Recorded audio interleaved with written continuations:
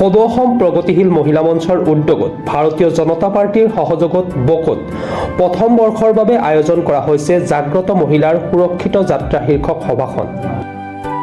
সদৌ অসম প্ৰগতিশীল মহিলা মঞ্চৰ সভানেত্ৰী নিভা অধিকাৰী আৰু সম্পাদিকা লিপিকা তালুকদাৰে জনোৱা অনুসৰি নাৰী সুৰক্ষা আৰু সমমৰ্যাদা লাভ জেহাদ নিৰ্মূল কৰা আৰু ড্ৰাগছমুক্ত এলেকা হিচাপে দুৰ্নীতি নিবাৰক আৰু মাদক দ্ৰব্য নিবাৰণ কৰাকে ধৰি বহু সামাজিক সংস্কাৰৰ কাম কৰিবলৈ সিদ্ধান্ত লোৱা বিষয়টো ৰাজহুৱা কৰে।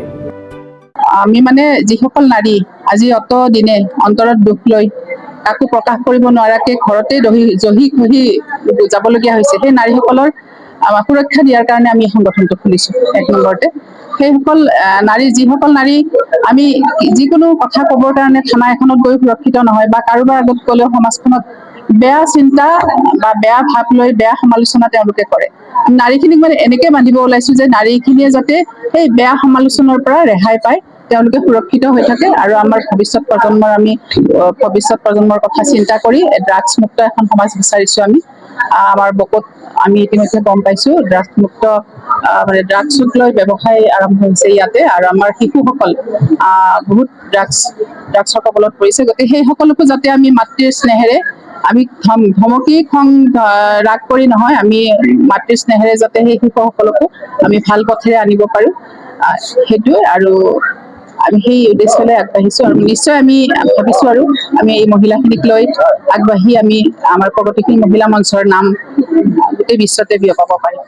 সভাত গুৱাহাটী পৌৰ নিগমৰ মেয়ৰ তথা সমাজকৰ্মী মৃগেন শৰণীয়া, ৰাভা হাছাং পৰিষদৰ কাৰ্যবাহী সদস্য নগৰমল স্বৰ্গীয়াৰী, বকো আৰক্ষী থানাৰ ভাৰপ্ৰাপ্ত আৰক্ষী বিষয়া মুন্না পাছনি, বিজেপিৰ জিলা সভাপতি অঞ্জন গোস্বামী, উত্তৰ গুৱাহাটীৰ সমাজকৰ্মী মৌচুমী কাকতি, দৈনন্দিন বাৰ্তাৰ কাৰ্যবাহী সম্পাদক নৱজ্যোতি কলিতাকে ধৰি বহুসংখ্যক অতিথিয়ে অংশগ্ৰহণ কৰে। অসম প্ৰগতিশীল মহিলা মঞ্চে আজি প্ৰথমবাৰৰ বাবে মহিলাসকলক সবলীকৰণ কৰাৰ ক্ষেত্ৰত বা মহিলাসকলক সজাগ কৰাৰ ক্ষেত্ৰত নিভা অধিকাৰীৰ নেতৃত্বত সুন্দৰভাৱে এক কমিটি গঠন কৰি আজি প্ৰথমখন সভা অনুষ্ঠিত কৰিছে। মই আশা কৰিছোঁ এই প্ৰগতিশীল মহিলা মঞ্চে এই অঞ্চলৰ যিখিনি মহিলাৰ অভাৱ অভিযোগ আছে সুন্দৰভাৱে নিৰ্মূল কৰিব আৰু সামাজিকভাৱে তেওঁলোকক বিভিন্ন ধৰণৰ প্ৰশিক্ষণ দিয়াৰ ব্যৱস্থা কৰিব আৰু তেওঁলোকৰ যিটো সমস্যা আছে সেই সমস্যাসমূহ যে নিৰ্মূল কৰিব পাৰে তাৰ কাৰণে আমি কামনা কৰিছোঁ।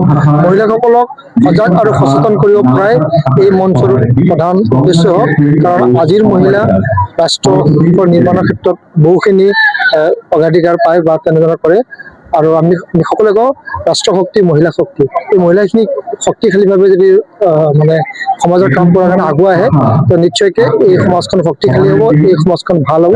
আৰু মহিলাৰ গাত বহুতো শক্তি আছে, যি ইয়াতে অপশক্তি আছে, সেই অপশক্তি নিৰ্মূল কৰাৰ ক্ষেত্ৰত সেই ধৰণে যেন তেওঁলোকেও ব্যৱস্থা গ্ৰহণ কৰিব। ভাৰতীয় জনতা পাৰ্টিৰ সহযোগত আজি আমাৰ বকোৰ ঠাইখনত যিটো মহিলাখিনিয়ে আমাৰ কমিটি গঠন কৰিলে, সেই কমিটিটোত আহি মোৰ খুবেই ভাল লাগিল। মই জিলাৰ পৰা আহিছোঁ, মোৰ নাম মৌচুমী কাকতি। মই বহুত আগৰ পৰাই মই যোগাযোগ কৰি আছিলোঁ মহিলাখিনিৰ লগত। মহিলাখিনি বিশেষকৈ লিপিকা তালুকদাৰৰ লগত মই ফোনত কথা পাতোঁ যে, আৰু লিপিকা তালুকদাৰৰ সপোন আছিল যে আমাৰ বকুত আমি এনেকুৱা এটা সংগঠন গঠন কৰিম। আজি কষ্ট হৈছিল বহুত, কিন্তু সফল হোৱা দেখা পাই মোৰ খুবেই ভাল লাগিল। আৰু আগলৈ মই বকুৰ যিখিনি মহিলা লগত থাকিম আৰু যিখিনি সমস্যা সেই সমস্যাখিনি মই শুধৰাব বা মই যিখিনি বস্তু পোৱা নাই, আমাৰ ইয়াতে বহুত এতিয়া কাগজ দিছে, অৰুণোদয় কিবা বহুত পোৱা নাই, সেইখিনি মই পাবলৈ মই চেষ্টা কৰিম। সেইখিনি আৰু মই বকো মহিলাখিনিৰ লগত আছোঁ, সদায় থাকিম আৰু তেওঁলোক আগুৱাই যাওঁ। কিবা অসুবিধা হ'লে মোক ক'লে হ'ল, মই যিমান পাৰোঁ মই সহায় কৰিম। বকোৰ পৰা লিপিকা তালুকদাৰ ৰিপৰ্ট, প্ৰাতঃ টাইম ডিজিটেল।